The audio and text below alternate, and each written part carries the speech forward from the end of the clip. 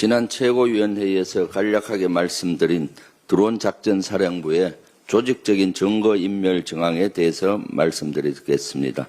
먼저 파넬 1번입니다. 네. 먼저 부대 명칭을 변경했습니다. 드론사는 12.3 계엄 직후인 올해 1월 사령부 101대대 정찰 중대, 별칭 브라보 중대의 명칭을 1중대로 바꿨습니다. 이는 매우 이례적입니다. 통상 군에서는 비밀부대의 명칭이 공개되거나 큰 문제가 발생해 이미지 개선이 요구될 때 부대의 명칭을 바꿉니다. 향후 내부 조사 때 혼선을 주기 위한 의도일 수 있습니다. 실제 방첩사와 군사, 경찰 등으로 이루어진 조사단이 지난 1월 중순경 투입돼 조사를 벌였으나 성과 없이 돌아갔다고 합니다. 이어서 수상한 인사조치입니다.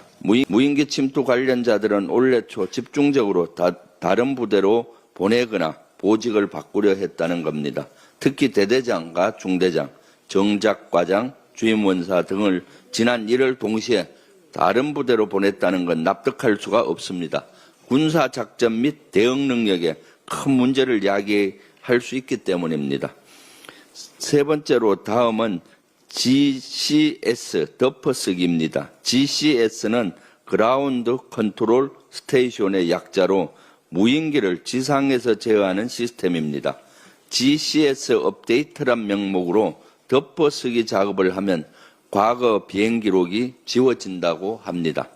또 12.3 계엄 직후 발생한 드론사의 컨테이너 화재 사건도 재조사가 필요해 보입니다. 당시 화재 원인은 한풍기 누전 때문이라는 게 드론사의 공식 입장입니다. 그러나 그 결과가 매우 의심스럽다는 제보가 잇따르고 있습니다. 화재 사진을 봤다는 내부 관계자에 따르면 바닥에서 위쪽으로 불길이 번졌다고 합니다. 환풍기는 위쪽에 있기 때문에 환풍기 누전이란 화재 원인은 납득하기 어렵습니다. 게다가 컨테이너가 전소했다면 당시 당직 근무자는 초기 대응 부실 사유로 중징계를 받는 게 일반적입니다. 그런데 그에 합당한 징계가 제대로 이루어지지 않았고 추후에 포상까지 받았다고 합니다. 이 정도면 화재 원인뿐만 아니라 전소된 컨테이너 안에 무엇이 있었는지도 철저히 다시 조사할 필요가 있습니다.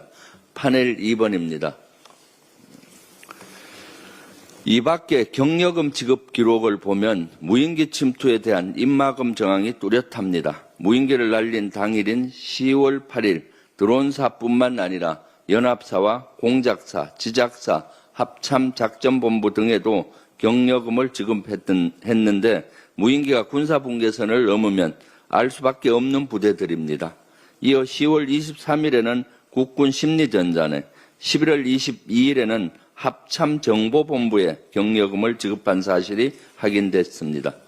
심리전단은 전단지를 제공한 부대이고 합참정보본부는 15억 관제와 남포 등 북한의 심장부를 자극할 핵심 좌표를 제공할 수 있는 정보력을 갖춘 부대입니다. 만약 사실이라면 국민의 혈세가 진실을 은폐하는 데 사용된 겁니다. 철저한 진상을 규명해야 합니다. 드론사는 더 이상 잔머리를 굴리며 진실을 숨기려 하지 마십시오. 늦었지만 군의 신뢰를 회복하는 유일한 길은 지금이라도 잘못을 뉘우치고 당당하고 성실하게 수사에 협조하는 겁니다. 어제 하루 종일 안규백 국방장관 후보자에 대한 인사청문회가 진행됐습니다. 국방장관 후보자로서의 비전, 정책 방향을 밝히는 자리임에도 국민의힘은 후보자의 병역 사항에 대한 일방적인 의혹을 제기했습니다. 후보자의 해명에도 인사청문회를 파행으로 몰고 갔습니다.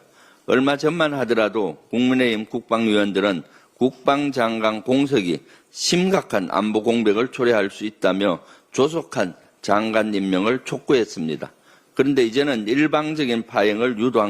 어제는 일방적인 파행을 유도한 겁니다. 안보를 내팽개친 국민의힘의 전형적인 발목 잡기 형태입니다.